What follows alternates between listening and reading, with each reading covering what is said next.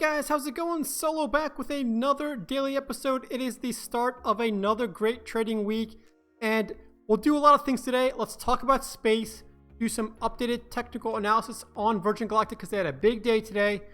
We'll finish up the video with AMD and also some updated technical analysis on AMD because AMD had a pretty choppy day today. And then we'll finish off the video by showing you some more up-to-date market data to see, am I still bearish? Am I bullish? Let's get into it. Let's find out. So looking at the heat map here, you can see mixture of green and red on the board. You know, this morning we started out really strong, which I'll show you when we look at Virgin Galactic and AMD's Robinhood charts. But we were really green early in the morning. And then there was a lot of chop all day long. But throughout the day, in the middle of the chop, we just kind of slowly sold off all throughout the day. So tech ended up pretty much flat. I mean, take a look at this. Amazon, Google, Facebook, Microsoft's pretty much all flat. Apple, though, got crushed today, down 3%. Semis also flat. Nvidia, 0.4% in the green. AMD, 0.8% in the green. But they were up. AMD was up over 3% early in the morning. And like I said, it just sold off with a little bit of chop. Look at the Honey Badger. Micron, up 4.5%, up to $64. I don't remember the last time Micron was this high. So Honey Badger doing Honey Badger things, just crushing the game right now. So let's get right into it. And let's take a look at space stock right now. So take a look at this. Space, we opened the day already up 1.8%. We got it to a peak of up over 8.7%. So even though we sold off a little bit during power hour, we still closed the day up almost 6.9%. So huge day on Virgin Galactic. So that means it's time to do some updated technical analysis and take a look to see if some of my TA has held up. So here's the graph on space. And let's take a look. Let's zoom out here for a little bit because you knew I drew this trend line about 3 weeks ago.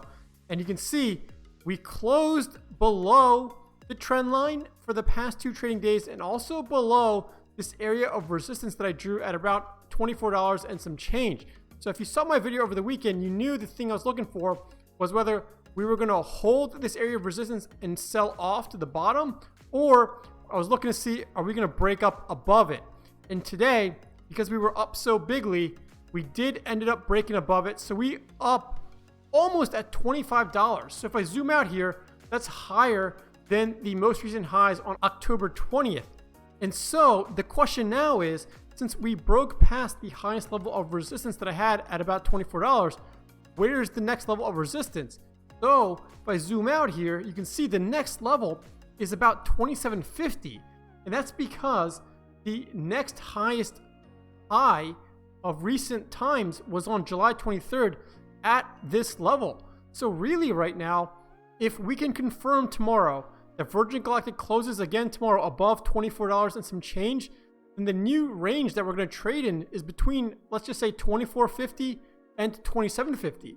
In that $3 wide gap, there's really not a lot of price data. There's just a few peaks here from July, and then a few trading days here back in February and early March. But there's really not a lot to base a trend line off of, in my opinion. There might be an area of trend right here at about $25.50, and I say that because there's a top of this candle here. These 2 wicks are awfully close. If I go back early in the year, there's a top of this candle here. So I'm going to leave that up there, but it's going to be with a question mark because I'm not sure if that's really going to hold up or how strong of a resistance that is. I mean, it is interesting that the intraday wick got fairly close to that level.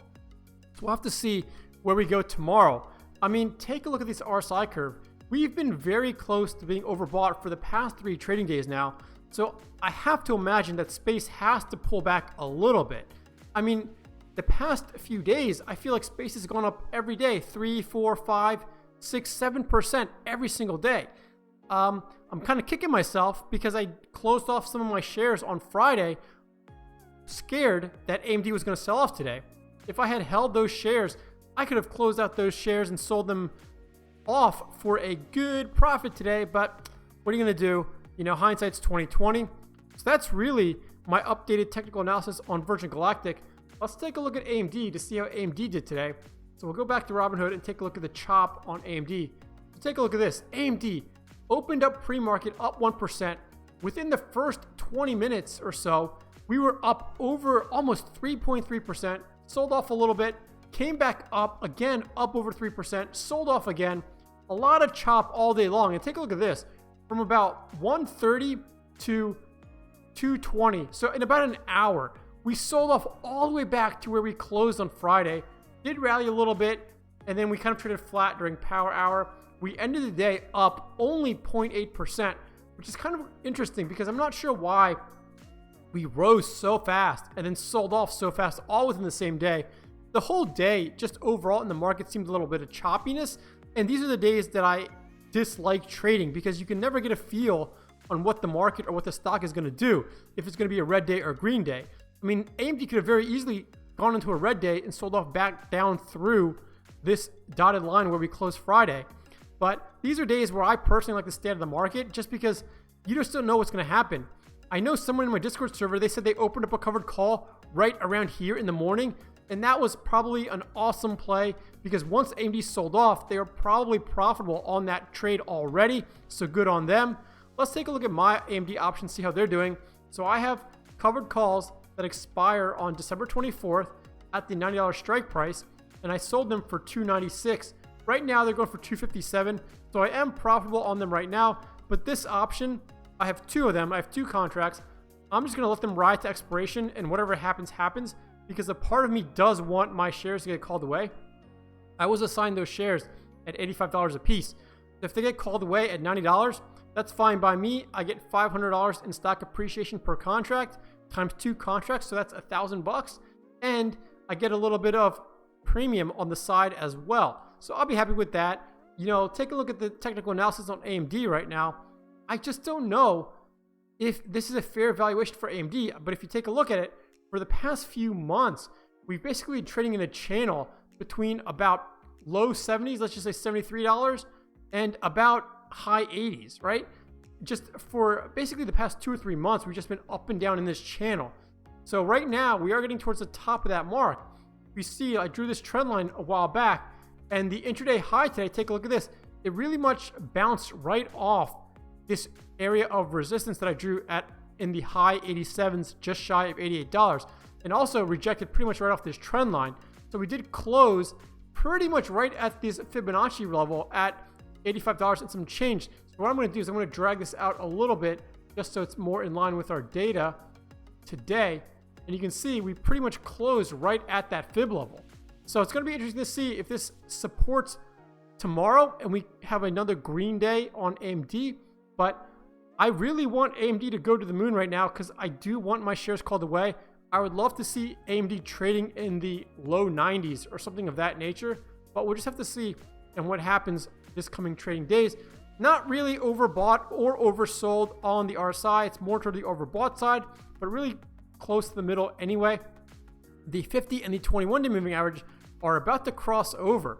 So I think the 21-day is going to cross above the 50-day moving average here, and that's going to be more of a short-term bullish sentiment.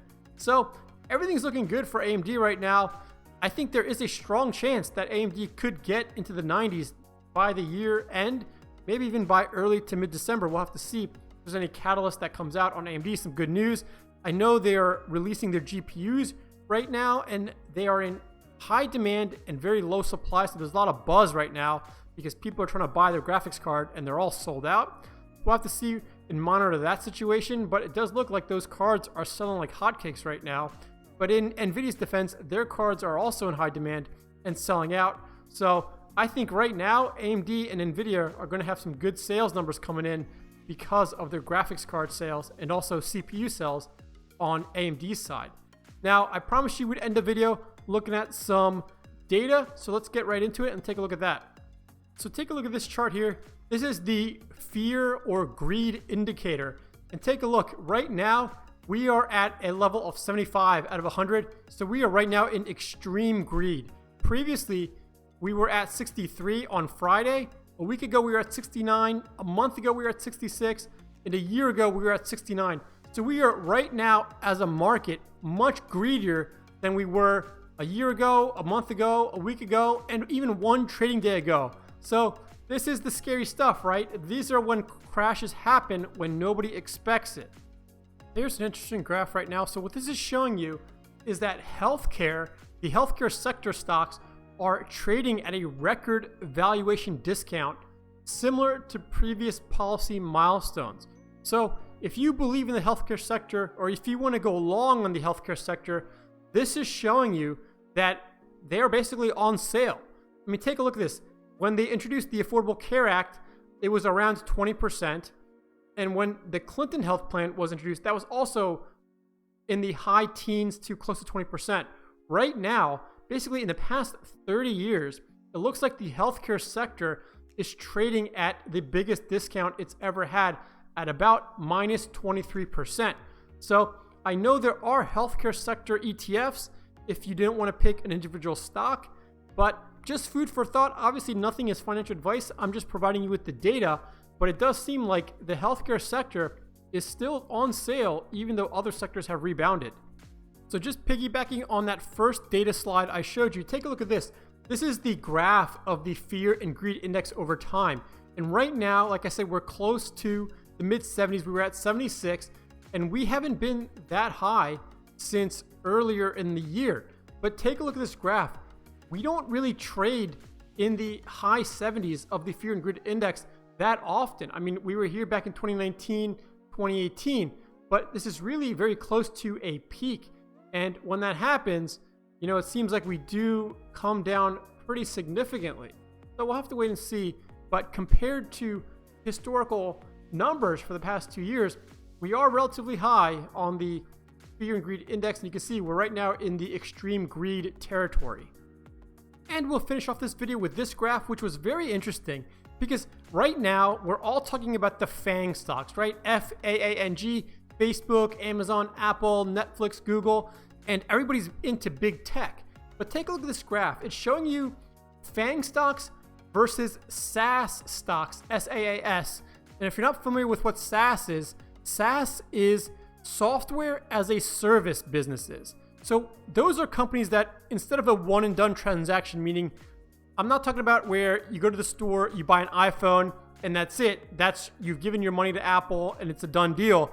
These are companies like Microsoft, Adobe, Salesforce, where it's more like a subscription model where they're offering software, but you keep paying them. For example, for Adobe Premiere, you have to pay Adobe, I forget, $50, $60, $70 a month, I think it is, to keep continuing to use their product. Same with Microsoft. They offer their Word software, Excel, Windows, and things like that on a subscription model. And so it's not a one and done transaction. It's a continual payment that they are getting from you. So take a look at this. The SaaS stocks have performed much better than FANG stocks have over the past 4 years or so. The FANG stocks have posted a return of 330%. So you basically would have tripled your money or done better than tripled your money over the past 4 years investing in FANG. In the past 4 years, the S&P 500 in general, you would have been up 70%. And the Dow Jones, you would have been up 65%. But if you invested in the SaaS stocks, you would have been up 880% in the same time frame. Craziness.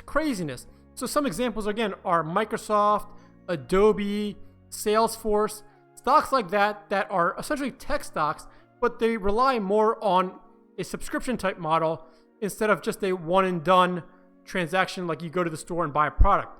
So this was a really interesting graph because I don't think anyone really talks about SaaS stocks. Well, I'm going to end the video here. As always, thanks for tuning in. Hope you enjoyed the content. If you have any feedback, good or bad, leave it in the comments below. I read every comment. I reply to every comment. If you're not in our Discord server already, you have 1 week left to get in on the special November pricing before slots fill up. As always, if you have any questions or comments, leave them below, and happy trading.